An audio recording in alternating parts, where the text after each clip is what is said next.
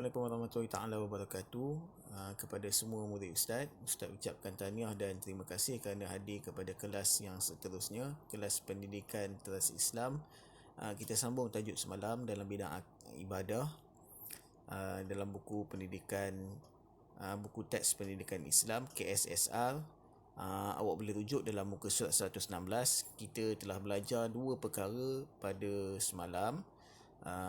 Semalam kita belajar tentang mengenal pasti maksud najis. Yang kedua, mengenal pasti jenis-jenis dan juga pembahagian najis dalam Islam. Dan hari ini kita akan sambung cara membersihkan najis yang berada di muka surat 116 buku teks pendidikan Islam KSSR. Okey, kita teruskan dengan kelas kita. Najis muqaffafah.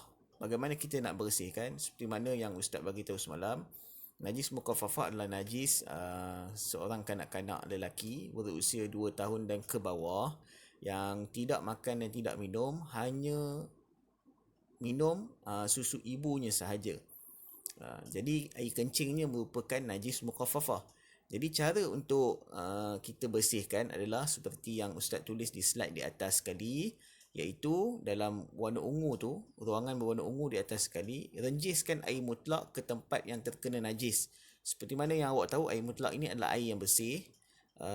Dia ada 7 pembahagian air yang bersih. Termasuklah air sungai, air laut, air telaga, air hujan dan sebagainya.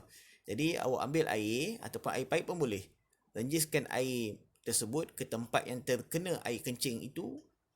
Renjiskan sahaja, maka bersihlah tempat tu. Selepas renjiskan, awak lap, maka bersihlah daripada najis muqaffafah. Okey, yang kedua, najis mutawasitah. Cara membersihkan najis mutawasitah ini pula, hilangkan najis yang terkena pada badan, pakaian atau tempat. Basuh dengan air mutlak sehingga hilang kesannya sama ada warna, bau dan rasa. Okey.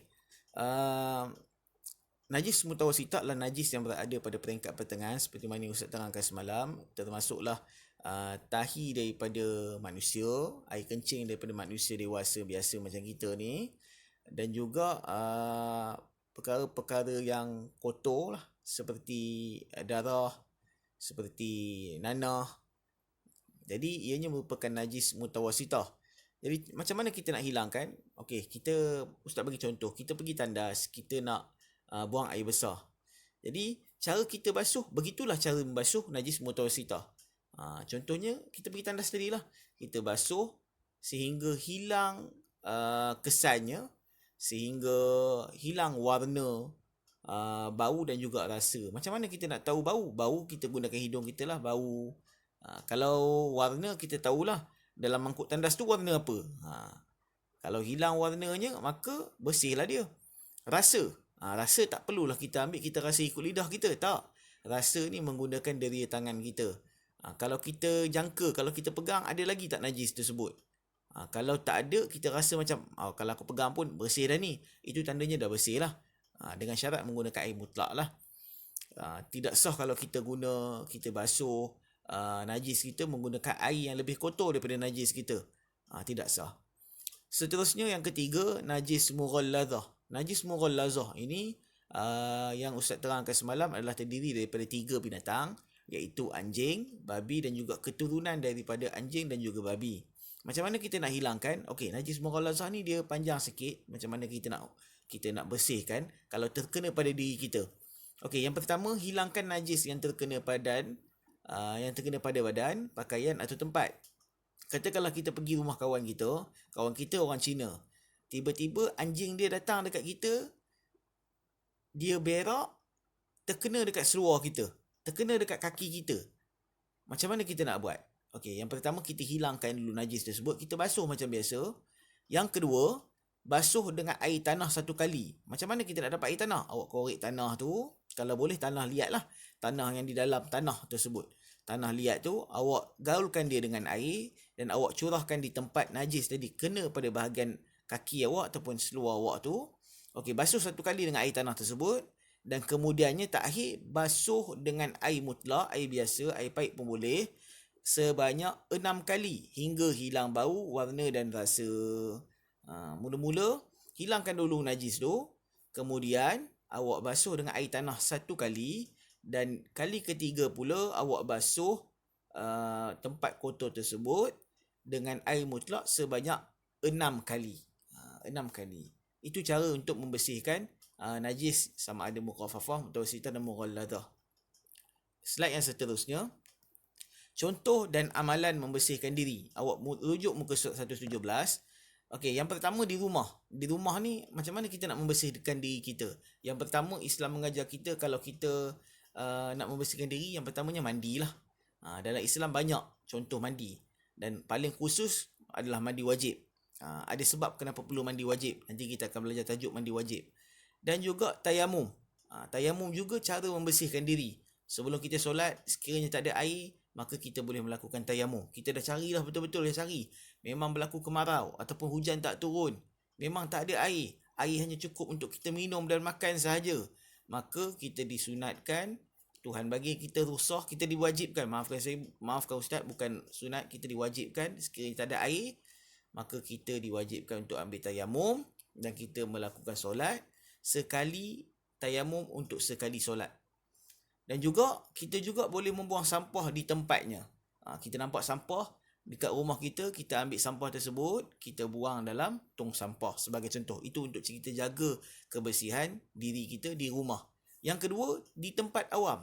Macam mana kita nak jaga diri kita dengan kebersihan di tempat awam? Yang pertama, membuang sampah di tempatnya. Seperti di rumah tadi, kalau kita nampak sampah, kita buang sampah tersebut dalam tong sampah.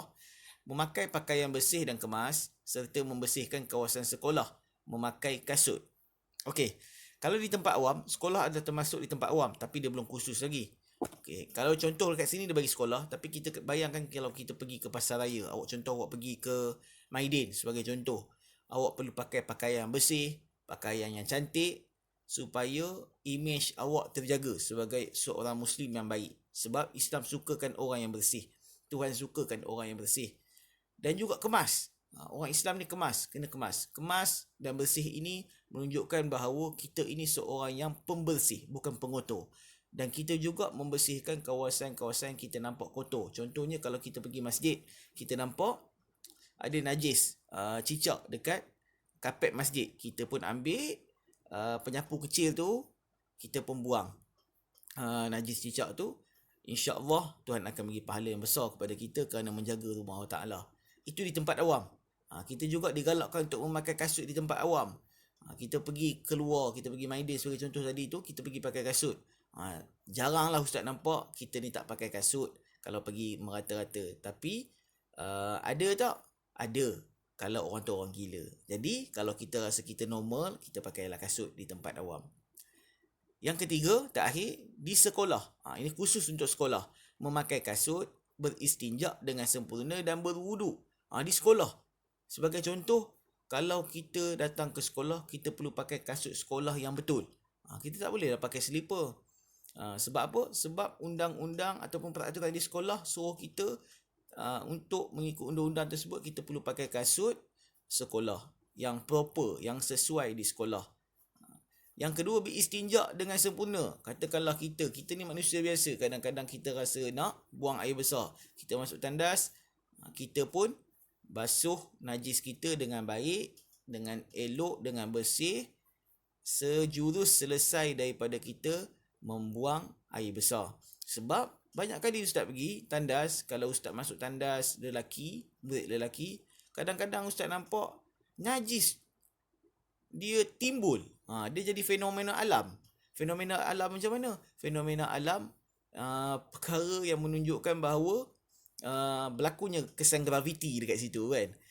Itu lawak je lah. Tapi secara seriusnya perlu beristinjak dengan sempurna sekiranya awak nak buang besar ataupun buang air kecil di sekolah.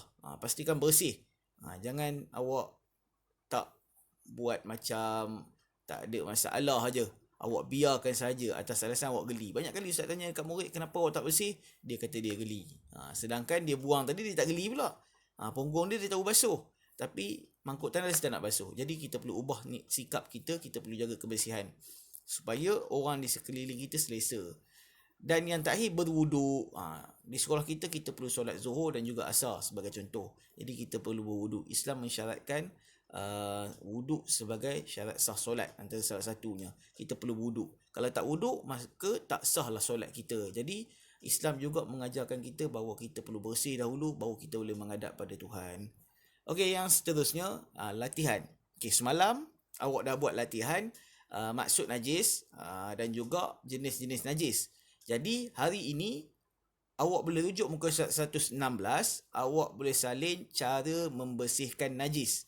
Cara membersihkan najis. Slide yang ini awak perlu salin, letak dalam awak punya buku nota dan juga buku latihan awak. Ini adalah kerja awak pada hari ini, tugasan awak pada hari ini. Salin sahaja. InsyaAllah nanti Ustaz akan cek buku awak apabila awak hantar ke sekolah. Jadual telah dikeluarkan. Harapnya awak siapkan dan Ustaz dapat cek dengan baik buku awak. Okey, sekadar itu sahaja daripada Ustaz. Ustaz ucapkan terima kasih dan tahniah lagi sekali kerana hadir dalam kelas ini. Jadi insya-Allah kita akan berjumpa lagi pada masa akan datang. Assalamualaikum warahmatullahi wabarakatuh. Kita tutup kelas kita dengan tasbih kifarah dan surah Al-As. Subhanakallahumma wa bihamdika asyhadu an la ilaha illa anta astaghfiruka